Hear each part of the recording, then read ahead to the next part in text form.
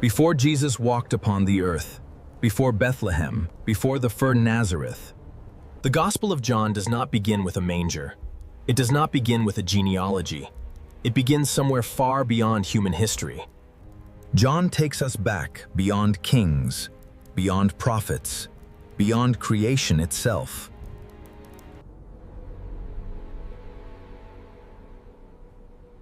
In the beginning was the Word, And the Word was with God.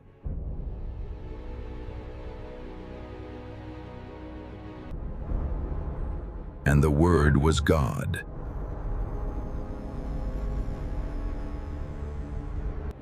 John is telling us something astonishing. The one called Jesus did not begin his existence in Bethlehem. He was already there when the foundations of creation were established. through him all things were made.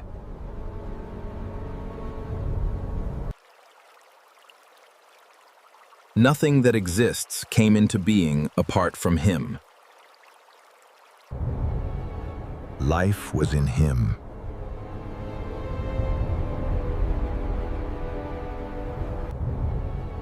Life was in him.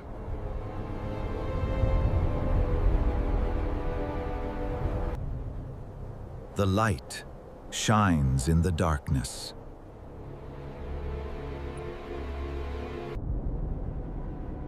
And the darkness has not overcome it.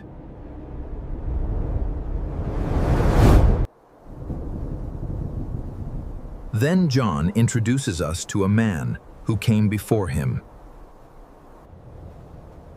His purpose was not to become the light. He came to bear witness to the light.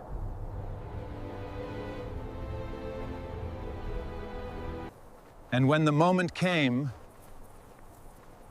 the teacher pointed away from himself.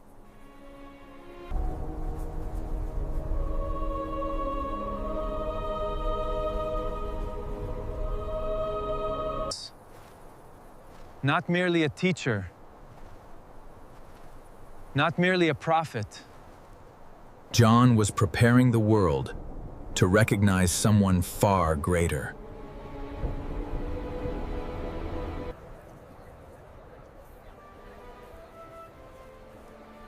The one who existed before him. The one who came from above. The one whose identity could not be understood merely by looking at his human appearance. Because the mystery of Jesus is not simply who he was as a man.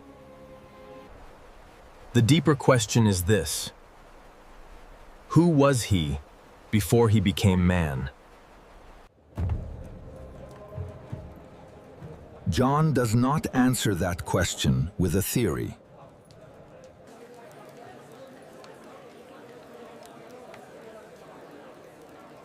He shows us. John does not answer that question with a theory.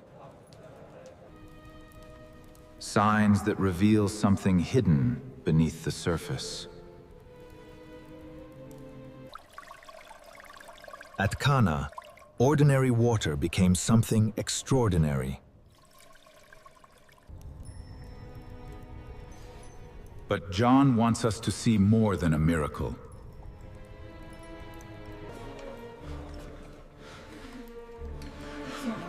The sign points beyond the event. It reveals his glory.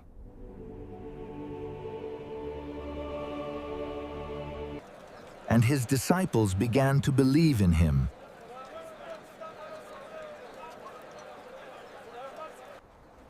But John is only beginning to reveal who Jesus really is.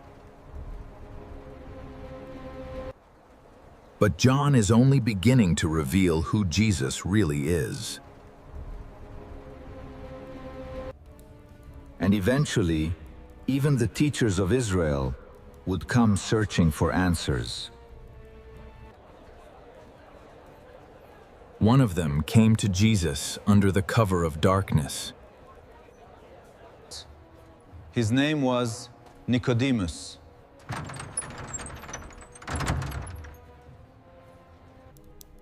And his conversation with Jesus would reveal something no human teacher could explain.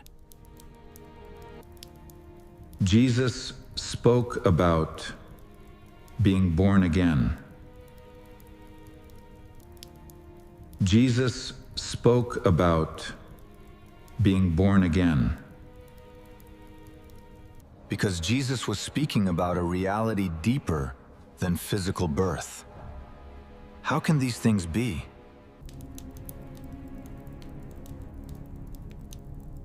He was speaking about the work of the Spirit. The wind blows where it wishes. You hear its sound, but you cannot see where it comes from. And Jesus was telling Nicodemus that spiritual life begins with God. But then Jesus said something even more astonishing.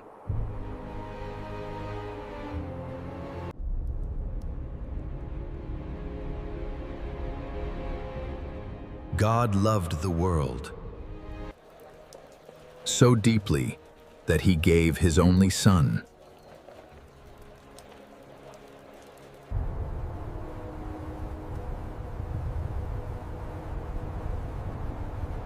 Not an angel. Not merely a messenger.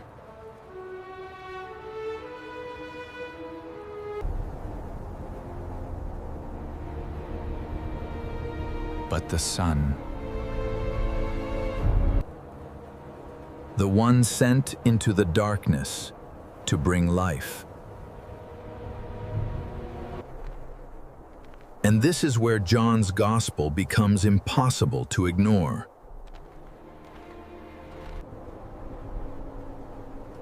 Because the question is no longer simply what Jesus did. The question is who Jesus claimed to be.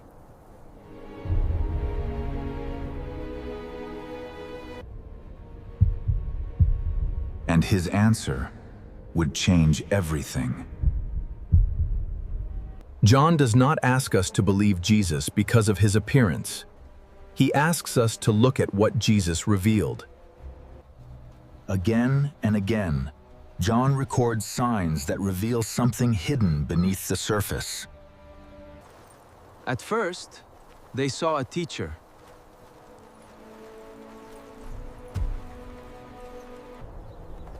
But slowly, they began to see something more. One day, thousands followed him into a deserted place. They had followed him because they wanted to hear his words. But as the day continued, hunger began to spread through the crowd.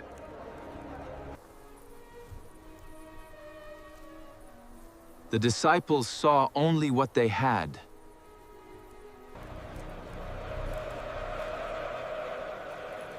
Jesus saw what God could do. He took what seemed insignificant.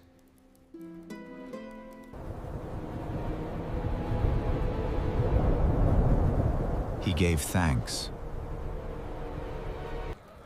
And what was not enough became more than enough.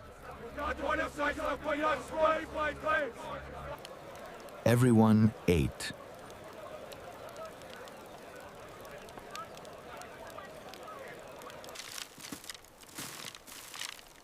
And 12 baskets were left over.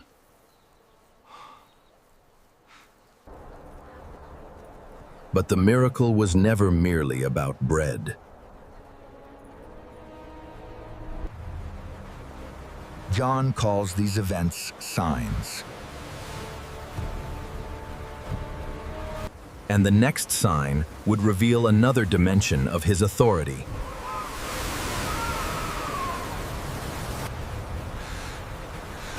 The travelers were trapped in darkness.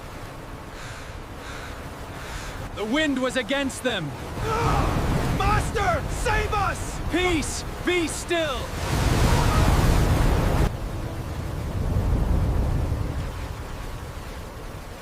Then they saw someone coming toward them.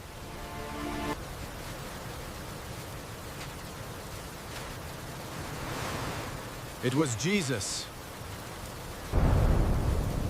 They thought they were seeing a ghost.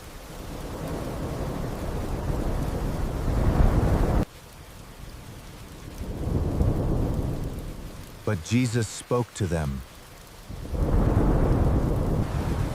Do not be afraid.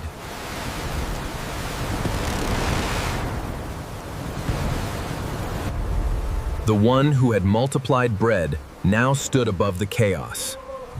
Be not afraid, it is I. And immediately, the boat reached the shore.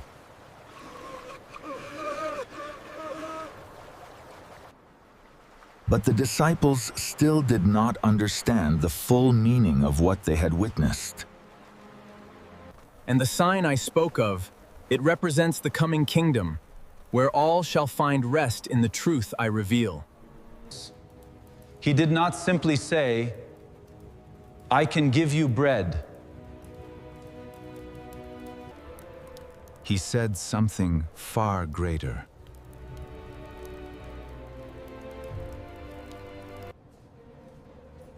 I am the bread of life.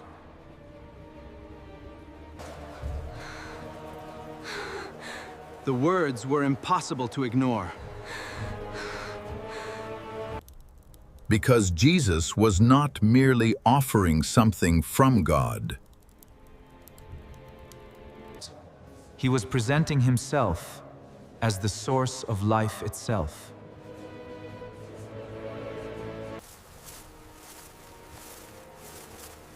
But this was only the beginning.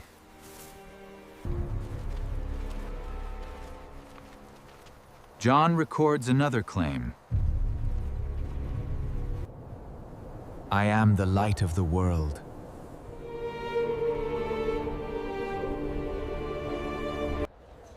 He was claiming to bring light into a world trapped in darkness. And the temple became another place where his identity would be questioned.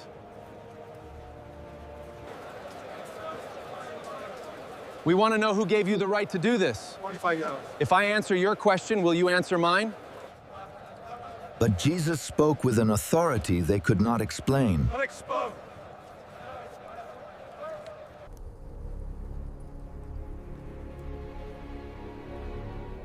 He spoke of the Father. He is a teacher, nothing more. Listen, his words are moving them. Impossible. Then came a statement that would become impossible to forget. Before Abraham was, I am.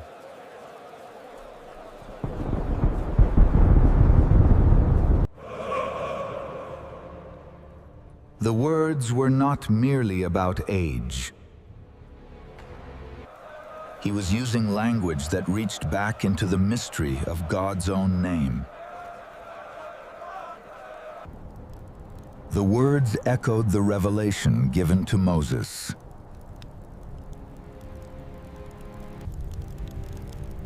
The God who revealed himself as I am. John wants us to ask the question the crowd was asking. Who are you really?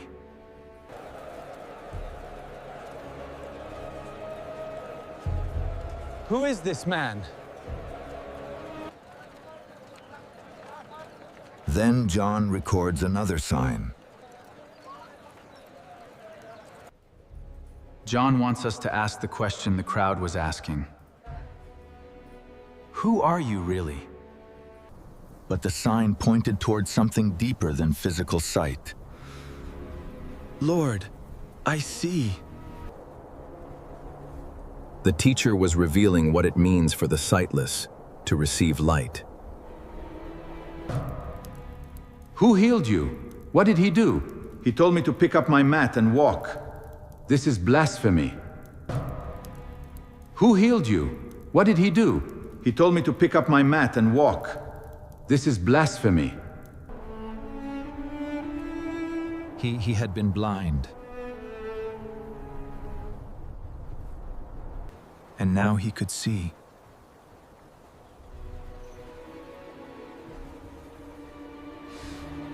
But his testimony was simple. I was blind, but now I see. Every sign points beyond itself.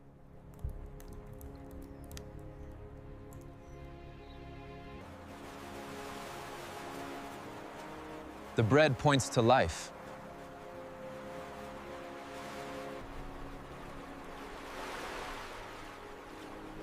The light points to revelation.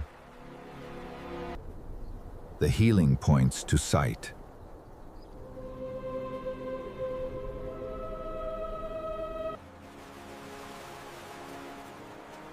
The bread points to life.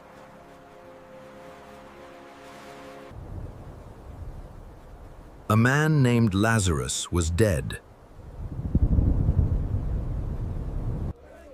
and his death would reveal something about Jesus that no previous sign had fully revealed. Lord, if you had been here, my brother would not have died. Your brother will rise again. Yes, Lord, I know he will rise in the resurrection on the last day. She believed. He could have prevented the death. But now her brother was gone.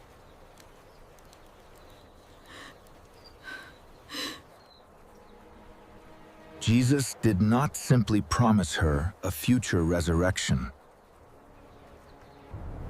I am the resurrection and the life.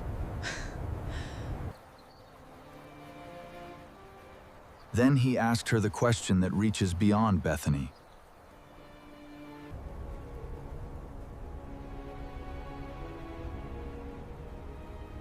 Do you believe this?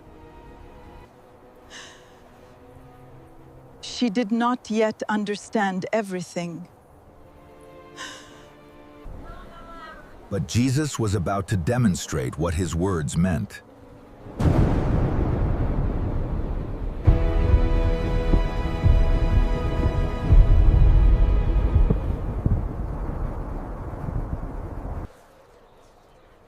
And John gives us one of the most human moments in the gospel. Jesus wept.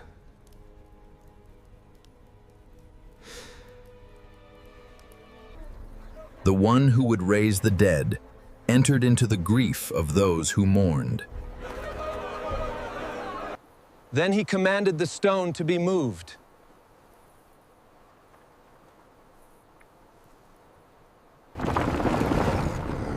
The darkness of the tomb was exposed. And the teacher stood before it.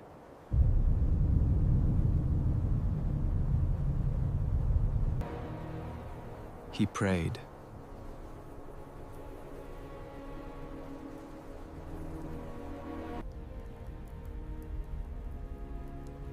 Then he called into the darkness. Lazarus, come out!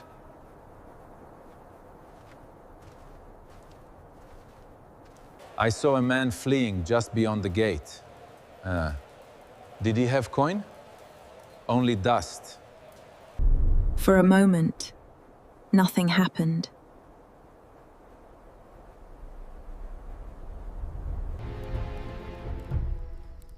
Then the impossible happened. The dead man walked out. Death had been answered by life. take off the grave clothes and let him go. Come out, Lazarus. Yes, Lord, I hear you. Jesus was not merely showing that he could raise the dead. He was revealing that life itself was in him. And now the question becomes unavoidable.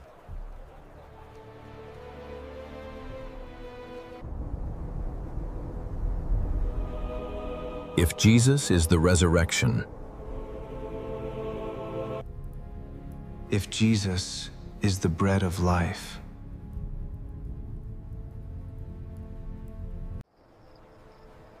if Jesus is the light of the world,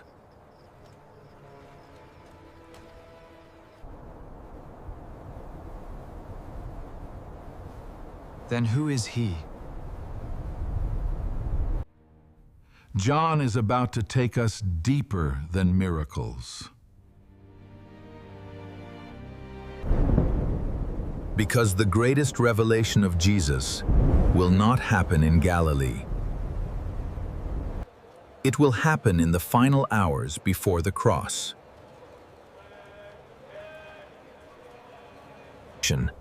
Jesus was dead. His body had been placed inside the tomb, and a heavy stone had been rolled across the entrance. But before sunrise, the woman came to the site. And something was wrong. The stone was no longer where it had been. But before sunrise, the woman came to the site. She did not immediately understand what had happened. She saw the linen cloths, but she did not see Jesus. The place where his body had been was empty.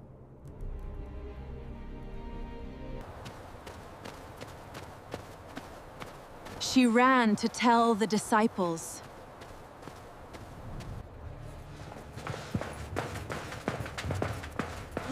Something's wrong. Keep running. John reached the tomb first.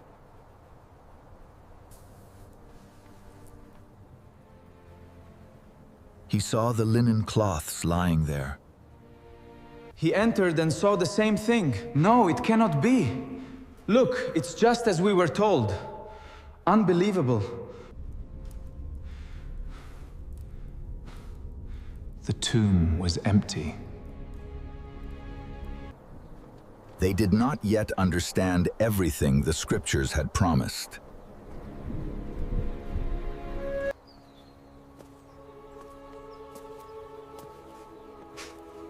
But Mary stayed. She was still searching for the one she loved.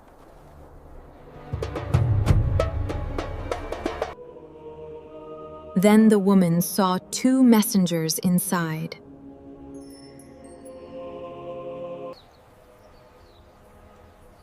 They asked her why she was crying.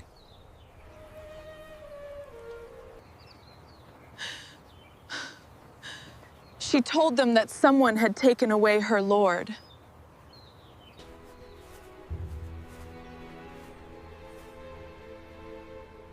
Then Mary turned. She saw Jesus, but she did not know that it was him. Woman, why are you crying? Whom are you seeking? She thought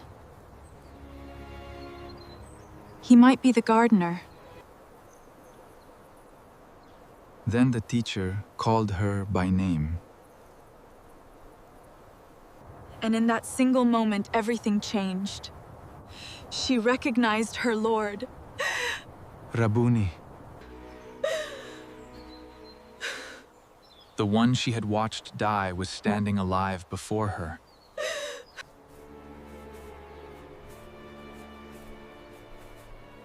Death had not defeated him. The resurrection was not merely the return of a dead man. It was the revelation that the life Jesus promised was stronger than death itself. He is risen! The Lord is risen indeed! I have seen the Lord!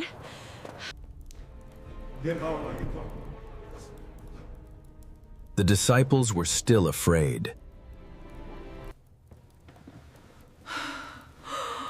Then Jesus stood among them.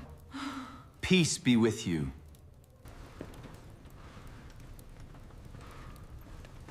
They thought they were seeing something impossible. But Jesus showed them his hands. The one standing before them was the same one who had been crucified. He said, "Peace be with you." Their sorrow was becoming joy.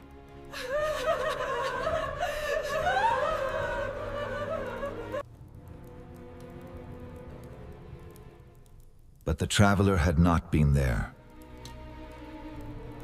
When they told Thomas he could not believe them, "We have seen him. He is alive! Unless I see the nail marks in his hands, I will not believe it." He wanted evidence.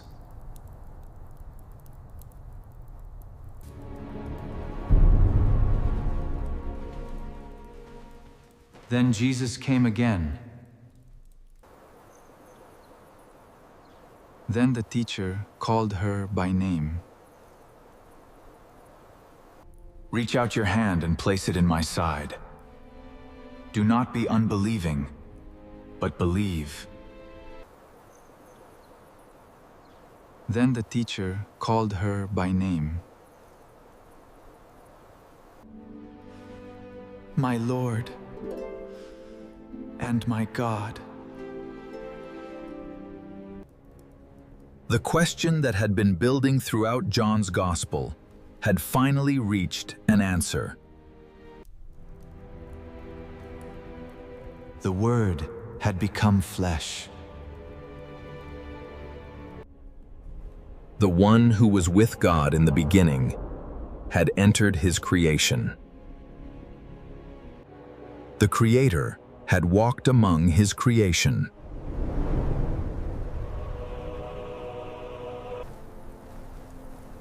The bread of life had fed the hungry.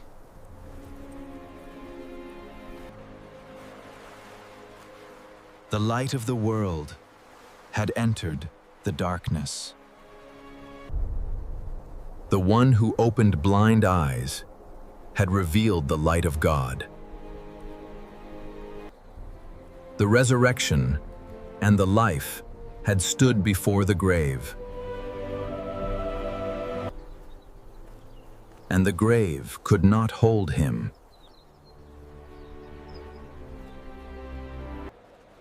John does not present Jesus as merely another figure in history. He connects the beginning of creation with the death and resurrection of Christ. And everything leads back to the words with which John began.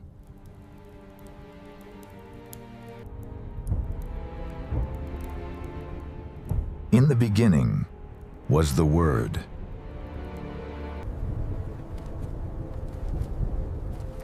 And the Word was with God.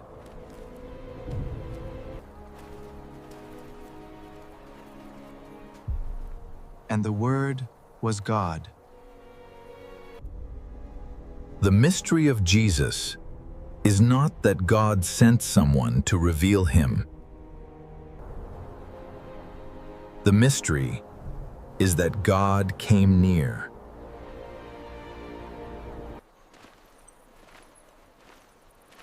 The invisible became visible. The eternal entered time. Peace be with you. Thank you. the Holy One, walked among sinners. And the one who possessed life willingly entered death, so that death would not have the final word.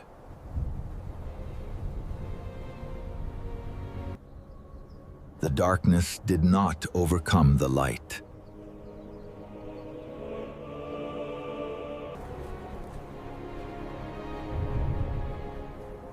The light shines in the darkness, and the darkness has not overcome it.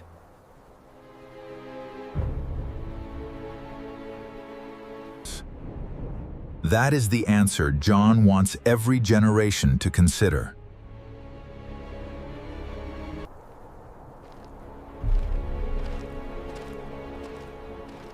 Who is this teacher? John's answer is not merely that he was a prophet, and the darkness has not overcome it.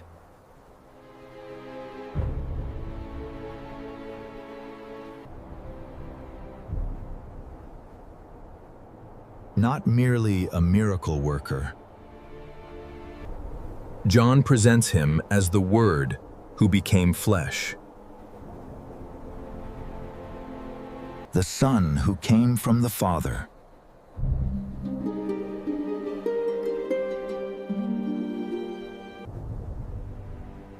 The Lamb who gave his life.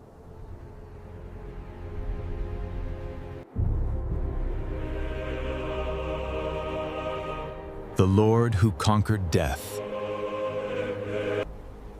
And the God whom Thomas recognized when he finally saw him. My Lord and my God.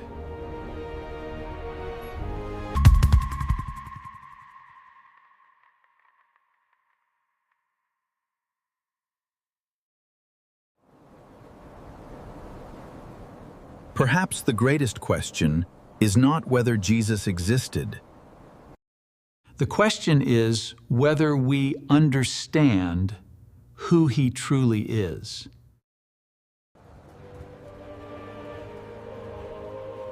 The Gospel of John leaves the question before us. Who do you believe Jesus is?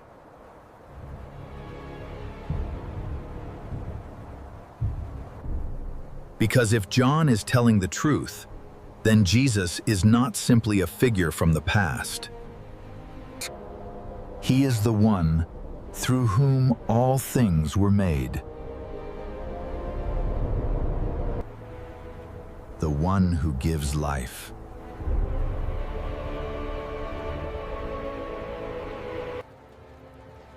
The one who came into the darkness. And the one whom John invites you to see. The Word became flesh and dwelt among us. And perhaps now, the question is no longer, who was Jesus? The question is, who is Jesus to you?